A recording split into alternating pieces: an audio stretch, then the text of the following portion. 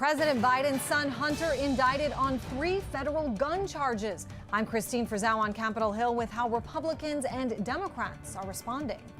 More than a year after a 15-year-old is shot and killed in Baltimore, the grandmother of the other teen accused of the murder is sentenced.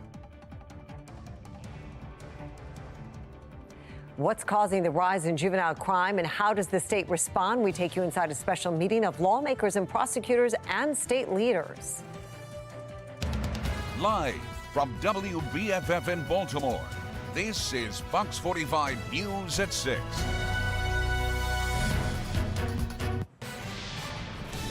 We continue to follow the indictment that is making news around the nation. Federal prosecutors charging the president's son, Hunter Biden, on gun charges. An historic move in a long-running investigation. This is a different kind of case than anyone's ever seen because of the political pressure that was brought to bear. Well, thank you for joining us. I'm Mary Bubala. These changes come after a plea deal with prosecutors fell apart in July. We have team coverage. Scott Thuman standing by in Washington with what this means for the president. First, Christine Frizzau with details of the indictment. The charges stem from Hunter Biden's purchase of a firearm in October of 2018 and lying on the application about his drug use at the time. They come less than 2 months after he was set to plead guilty to 2 misdemeanor tax charges and enter into a pretrial diversion agreement to avoid prosecution on the felony gun charge. Now it's clear he won't avoid it. Oversight Committee Chairman James Comer calling the charges a very small start. Ironically, that's the one crime that he committed that you cannot tie Joe Biden into. Federal prosecutor, now special counsel David Weiss, brought the charges following Republican criticism of his new role. The indictment comes as Republicans in Congress are demanding the president's son be issued a subpoena as part of their investigation into his business dealings.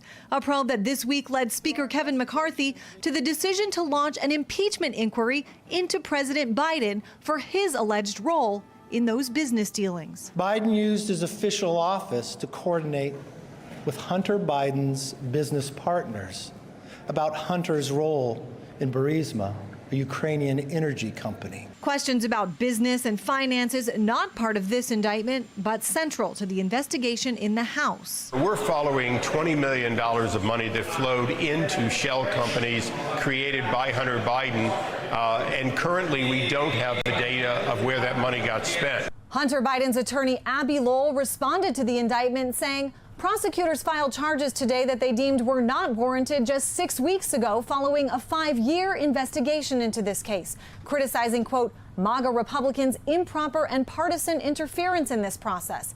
Many Democrats pointing out the 3 charges against Hunter Biden pale in comparison to the 91 charges former President Trump is facing. In Washington, I'm Christine Frizzau. A grandmother in Baltimore sentenced to 4 years in prison after her grandson, police say, got a hold of her gun and was accused of shooting and killing a teenager. In August of 2022, April Gaskin's 9-year-old grandson fatally shot 15-year-old Nikayla Straughter, according to police. State law didn't allow charges to be filed against Gaskin's grandson because of his age, but police did charge her with reckless endangerment of a firearm and access by a minor. Now, police have said the child was playing with the gun when it accidentally went off. Straughter's family disagrees with that. They insist her death was not an accident. Mary? I was the House sponsor of the Child Interrogation Protection Act. So I am very proud of that piece of legislation. I recognize the motivations and reasons why these changes were made. I am in sympathy with them. But I think there will be certain things that were done that I don't think that necessarily people understood the consequence of what they were doing. Well, a special meeting of those involved in the criminal justice system in Maryland. That meeting happening as we continue to see a rise in youth crime, especially in Baltimore City. Fox 45's Mackenzie Frost reports on what was said and what wasn't. Lawmakers and stakeholders spent hours talking about their viewpoints, but really very little talk was actually had about solutions to the growing juvenile crime problem. 5 hours of questioning filled with data disputes. Nationally and in Maryland, as juvenile incarceration has declined, so has juvenile crime. The statements of the secretary about the falling numbers in terms of juvenile crime that's not what we've seen here in Montgomery County. If you actually compare the numbers between 21 and 22, we have nearly doubled the number of arrests in 22 than we had in 21. Accountability concerns. Young people are dying in the streets, and despite this, it doesn't sound like you think that anybody should be really held accountable, even kids who are illegally in possession of a firearm. When we only talk about quote unquote accountability, which is now becoming the code word for locking up black and brown children, we're only speaking to what the problem is.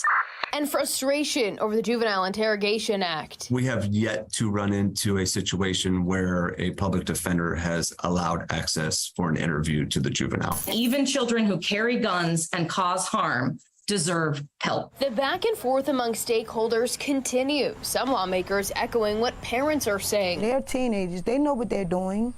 They know right from wrong. We need to stop making excuses for these kids. They know exactly what they're doing, and it needs to stop. It seemed like a lot of it was a venting session. Everyone's frustrated, but no one was really on the same page. Political analyst John Deedy says the hearing wasn't uncommon for politicians. This happens in Washington all the time, where we're going to hold a big public hearing, and it's more theater than it is actually details and what's going to happen. But that doesn't mean it brought anyone closer to a solution. While lawmakers lament about their position, most appear to be sticking with their views of the laws in place, despite more and more prosecutors on the ground begging for change. This legislation has put our children at risk, our communities at risk, and the entire state at risk of extreme chronic violence. What we are asking for is for that component to be removed, and that it is not required that the juvenile cannot waive that particular right or refer to his or her parent, and that parent not have any type of input. With another hearing scheduled for November, this time in person, Deedy argues lawmakers need to step up their problem solving. You had your venting session, you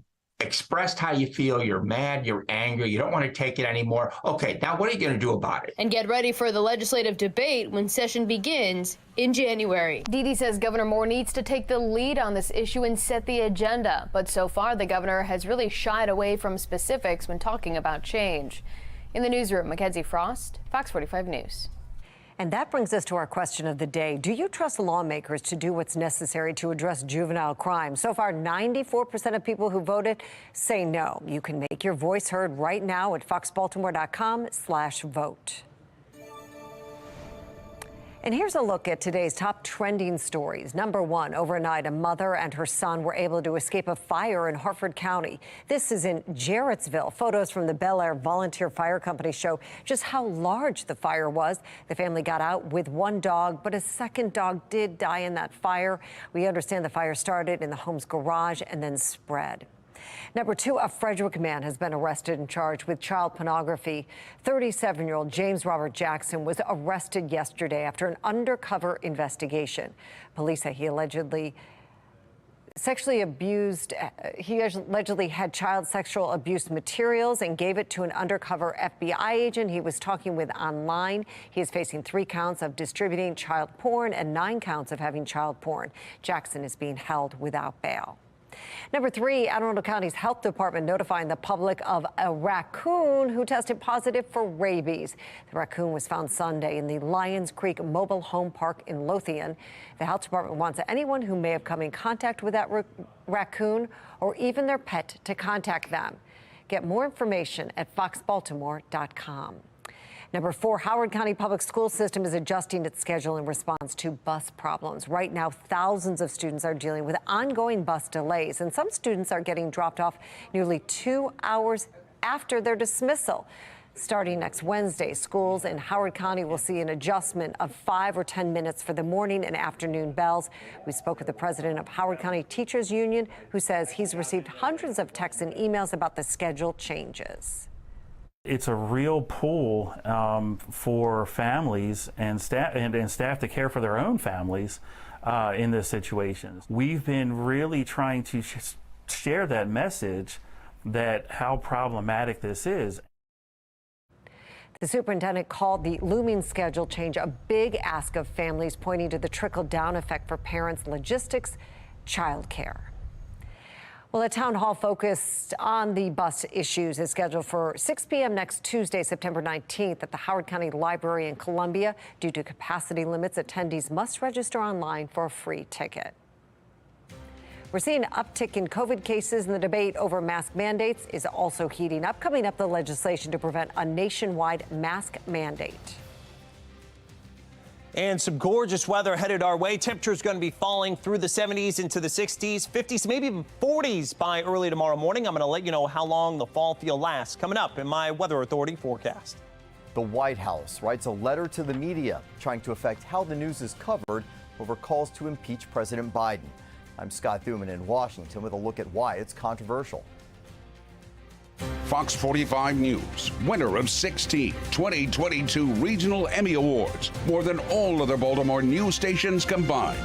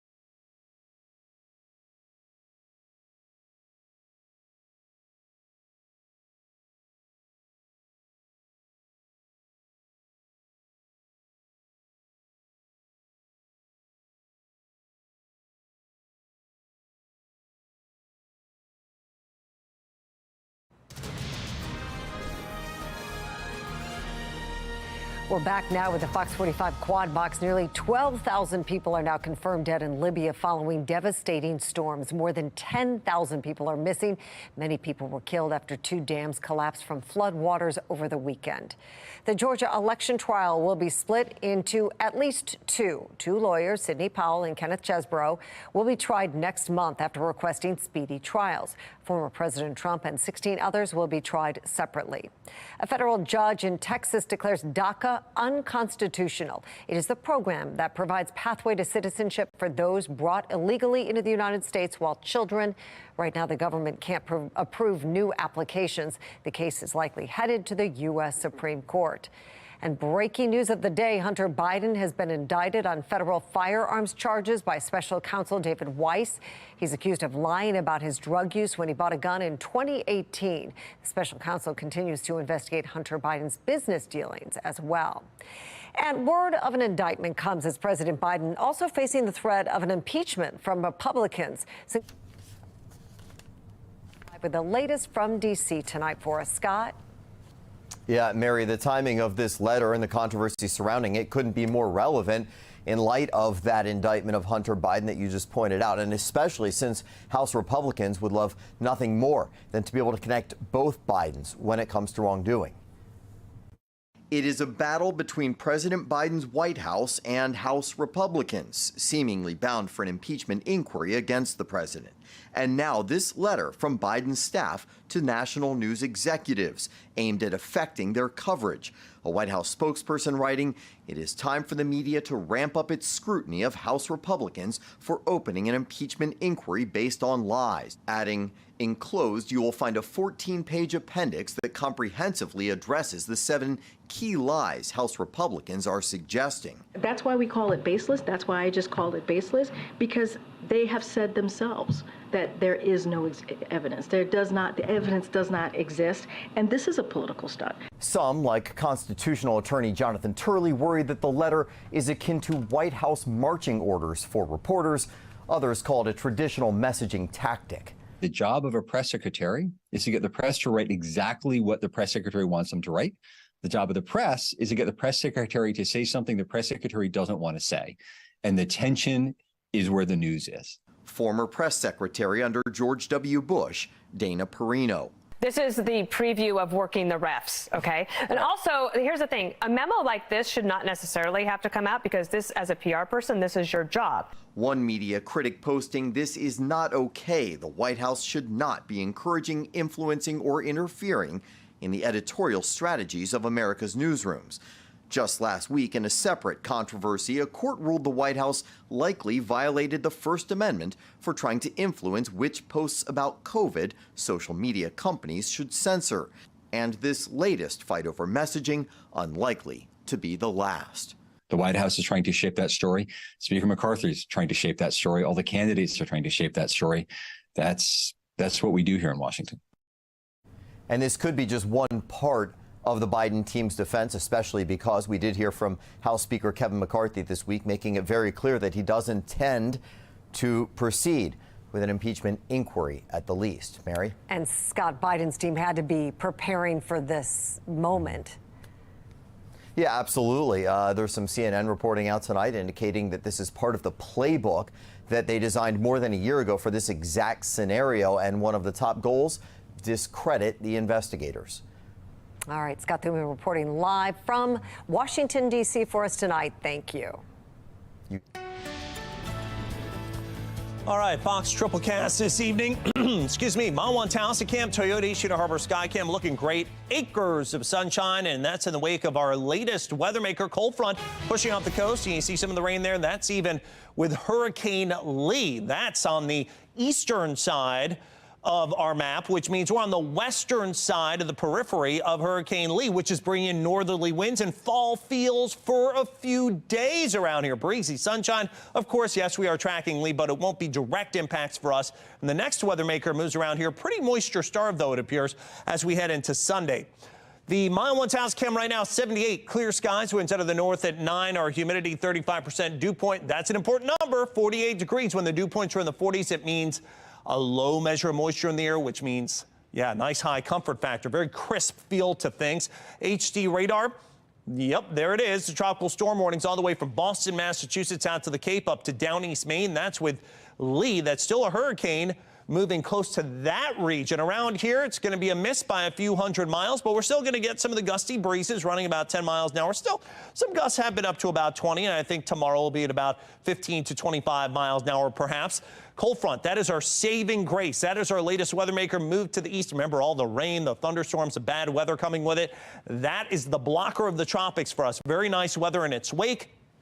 And that is what will stay. Again, we are on the backside of Lee, which means the northerly winds, gorgeous dry air out of Canada along that track, and actually a few hundred miles on either side as this thing burgeons into a massive storm, as it weakens and turns into a tropical storm, or at least an equivalent thereof, as it may become actually extratropical. There's going to be lots of rain, lots of wind, and perhaps some big storm surge headed up into down east Maine, as well as portions of eastern Canada.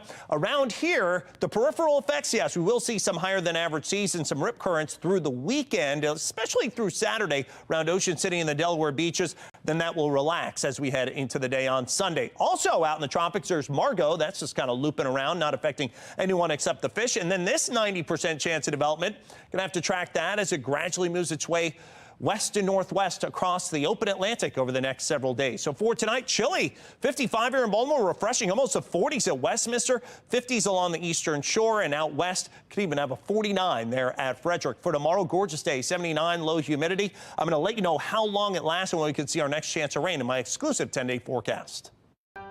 Weather Window, presented by the National Weather Desk. Hurricane hunters flew into Hurricane Lee's eye on Wednesday. But don't let the blue sky fool you. The storm will bring heavy rain, wind, and surf to New England. And speaking of New England, the National Weather Service confirms at least one tornado touchdown in Connecticut, Rhode Island, and Massachusetts on Wednesday. The winds took down trees, branches, and even a high school press box. For more content like this, follow the National Weather Desk on Instagram. I'm Angela Brown in Washington, D.C. A rise in COVID cases is reigniting the debate over mask mandates, but are mask mandates a non-starter? You'll hear from both sides next.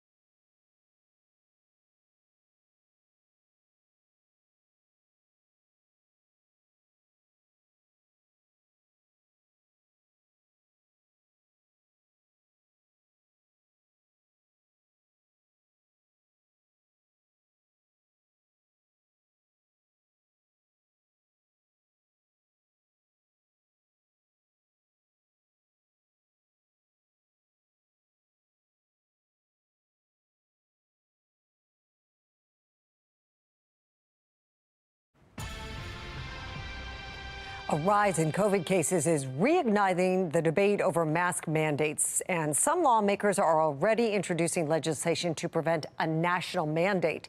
The National Desk's Angela Brown explains. One bill banning federal mask mandates was introduced by Senate Republicans. That bill was killed by Senate Democrats, but more legislation could be on the way. Signs like this one requiring a mask are popping up more often as COVID cases creep up. CDC Director Dr. Mandy Cohen. I think we all wish we could leave COVID in the rearview mirror, but it's still here. And unfortunately, it's still causing harm. Right now, the White House giving no signs of bringing back widespread COVID mandates, instead punting the decision back to the states using CDC guidelines. It is up to the schools.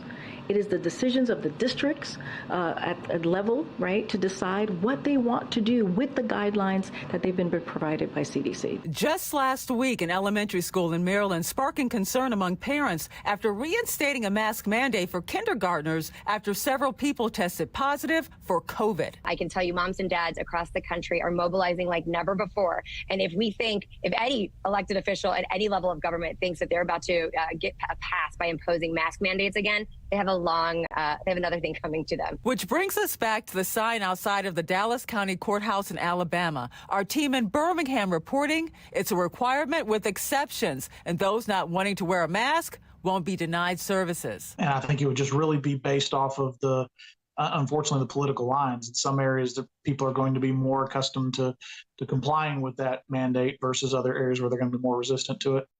To join the discussion on mask mandates, go to my TikTok page at Angela Gets Answers. In Washington, D.C., I'm Angela Brown. Your exclusive 10-day forecast, near 80 degrees, bright, breezy, gorgeous day on Friday, nice day on Saturday, 82. Could see a spot shower later Sunday that could last into early Monday. And then it's dry throughout there on Tuesday, Wednesday, Thursday, all the way through next Friday, Saturday, Sunday, highs in the upper 70s to low to mid 80s. Gorgeous forecast. It is beautiful out there. Perfect night for an O's game because the O's are taking the mound tonight. And a duo from the team were out earlier today spreading some joy. Take a look. Pitcher D.L. Hall and the team's mascot, the Bird, paid a special visit to the University of Maryland Children's Hospital in Baltimore. The two met with patients and staff and gave them signed hats and other O's gear. The visit is part of how the hospital partners with hometown heroes and charity organizations to bring joy and hope to patients and their families. That is a lot of love and joy right there. And the O's are set to kick off a 4-game series this evening against the Tampa Bay Rays. This is a live look at Camden Yards. The game starts at 7:15, first pitch, and you can watch that live right here on Fox 45. And we want to see you cheering on the O's. You can send us your fan pictures online at foxbaltimore.com/chime in or through the Chime In page in our mobile app. All right, that's all for Fox 45 News at 6. Family Feud's up next. We'll see you back here for the news at 10 tonight after the O's game. Go O's!